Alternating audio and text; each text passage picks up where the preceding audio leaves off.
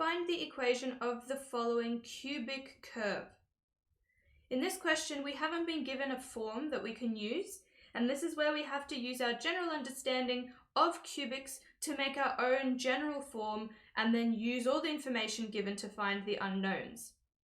Because in this question, the form that we've been given has labeled x-axis intercepts and it has all of them labeled, we can use this general form. Y equals to a, x minus b, x minus c, and x minus d, where each of these brackets corresponds to one of the x-axis intercepts.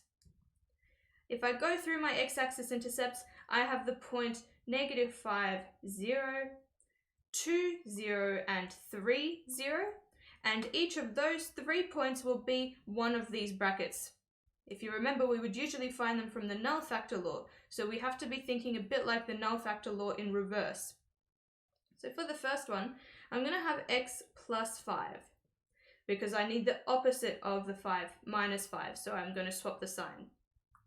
For the next one, I'm going to have x minus 2, so that when I solve this with the null factor law, I get x equals to 2. And for the last one, I have x equals to x equals to 3 corresponds to x minus 3 in the bracket. Perfect. So I've already gone a fair way into my question. I've already constructed a big part of the formula. I only have one unknown left, which is a.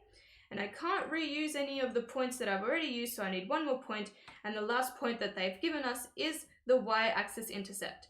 So I can let x equal to 0 and y equal to 3, which corresponds to this coordinate, 0, 3, for the y-axis intercept.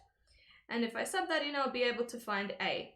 So I end up with 0 plus 5, 0 minus 2, and 0 minus 3, which is 5, minus 2, and minus 3.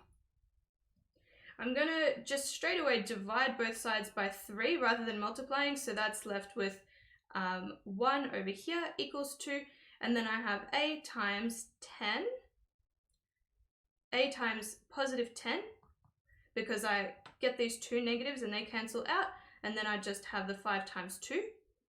So in the end, I have a is equal to 1/10.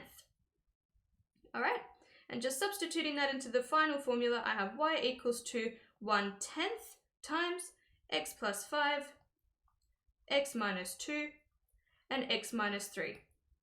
And that's how you can construct a formula from scratch just based off of a graph when you can see all of the x-axis intercepts.